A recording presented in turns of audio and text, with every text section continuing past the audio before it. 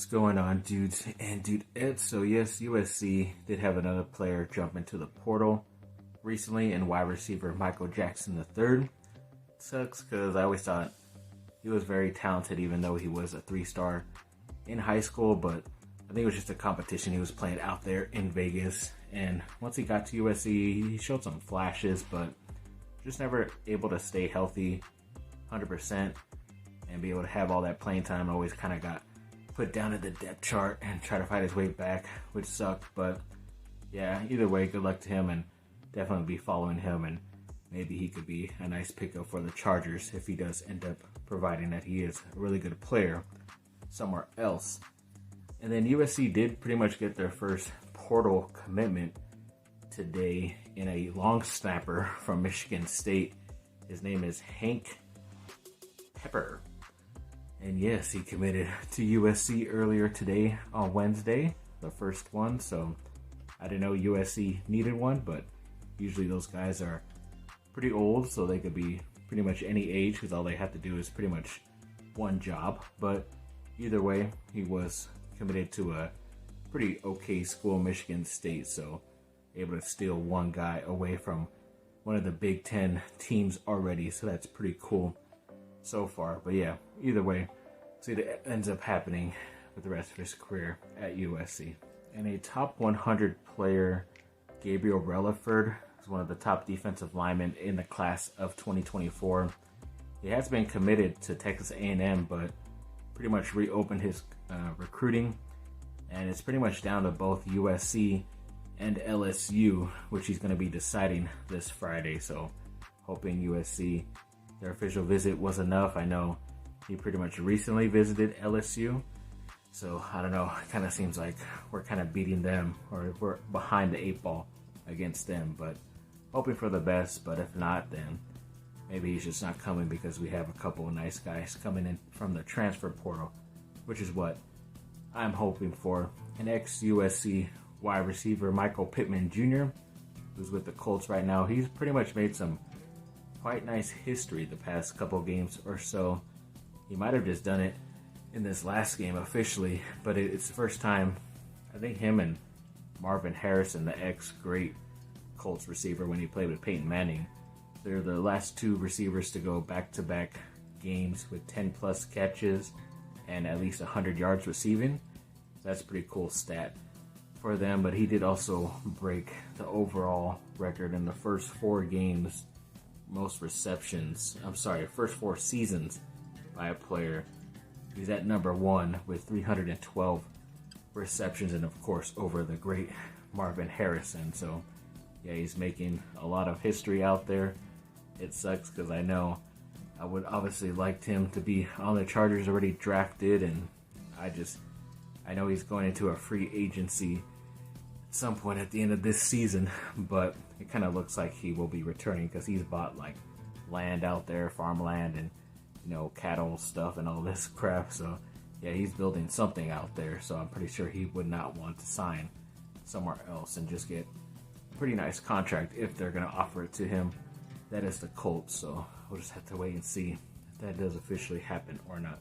Ex-USC player playing for the Chargers right now, Tuli Tuipulotu, is once again the 6th highest rated rookie that counts both offense and defense on the same list. That he is at least that high again after that game against the Patriots, so he's definitely been stepping up since Joey Bosa's injury. But yeah, either way, obviously this was one of the better picks by Tom Telesco, but when you mess up with your first round pick and nail your second, there is something kind of off about that. So not really giving him that much praise because I already knew how good Tuli was going to be, and he's definitely exceeded even my expectations too, so definitely very happy for him.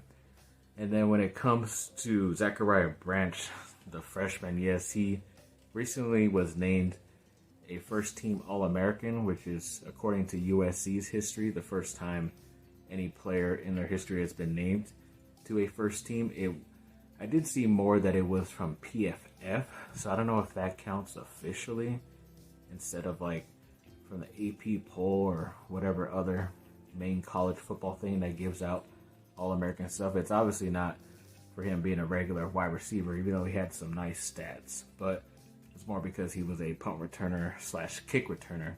So either way, I guess it's still honors. It still counts. So that's pretty cool for him, making some history once again as a freshman at USC. And USC had 2 more offers that I was able to see officially today on X. They did offer the offensive lineman from Houston, Ruben Unije, hopefully I'm saying that correct, and Pittsburgh edge Samuel Okunlola, hopefully I'm saying that correct as well. So he has some pretty talented guys, especially the edge player from Pitt, Samuel. I obviously retweeted or reposted on X that I liked him when his name was in there in the portal the past couple of days, so I'm obviously interested in him. Don't know much about the Houston offensive lineman Ruben, but we'll see. He might turn out to be something good if they're willing to send him an offer, or at least, a shot at a scholarship at USC. And then at least around 12 players, or at least 12 spots, were named to Pac-12 honors and first team, second team, all that stuff from the USC player side. So obviously Kalen Bullock was one of the top guys in the first team. And then Zachariah Brandt also for the kick return, punt return stuff was first team. Brendan Rice, the wide receiver, was second team.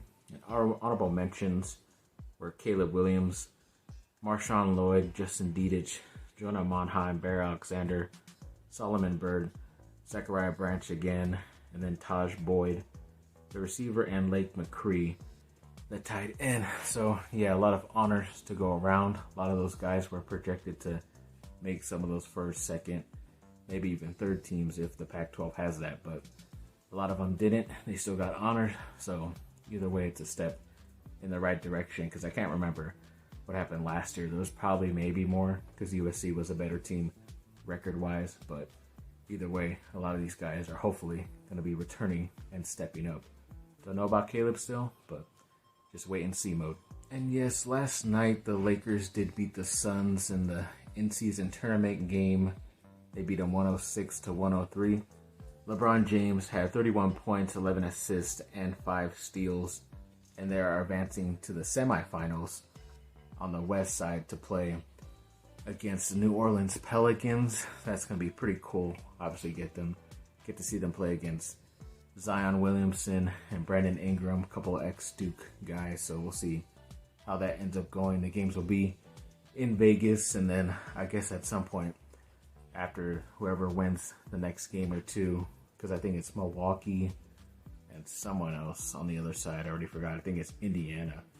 And then whoever's the winner of those games play in the final, East and West, and then that winning team gets like that $500,000 per player or something like that. So either way, it's going to be coming down to the end of this in-season tournament, which has kind of made it more exciting. These teams stepping up in random points during the season, especially early, instead of just turning it up after Christmas or even after the trade deadline. So it's been making it kind of interesting. They might still have to make some tweaks and changes to the overall rules and stuff, but either way, still looking forward to seeing how this does in the near future. And there is growing possibility in Durham, North Carolina, that both running backs from Duke, Jordan Waters and Jaquez Moore, are maybe going to be entering the portal, which sucks because obviously if one left, then the other one could dominate the touches at the school, and they should be happy with that. But it sucks if both are going to leave just because they don't have enough confidence in the guys returning or coming back, or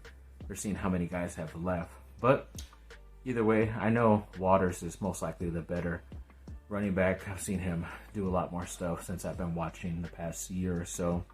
And hey, USC needs a running back because they've lost a bunch of guys to the portal and graduating, and they have a bunch of young guys. So I would not mind one of these, if not just Waters, to come to play at USC. But either way, I'm going to just have to wait and see. And tonight it was pretty cool. Paulo Banchero, the ex-Duke player for Orlando, had a career-high 42 points, and he also threw in 6 rebounds and 2 blocks. I think it was against Cleveland and ex-USC player Evan Mobley. So it was a nice matchup. Looking through the highlights right now to see if I will put up any shorts of some dunks. I think there was a dunk he had in the first minute that I saw, so definitely Might be seeing that in the next day or so. But yeah, congrats to him.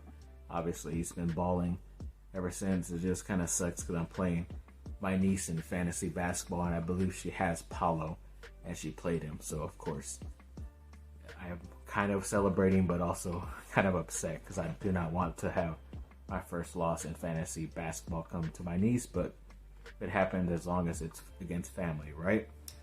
And then another Duke player at the linebacker position is entering the transfer portal. I believe his name is Dorian Mousey.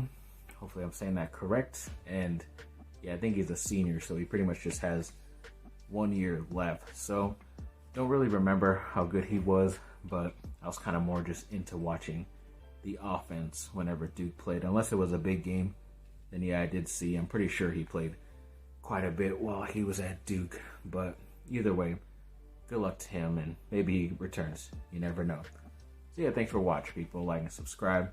Comment down below. Let me know what y'all think. Have a great day. Bye.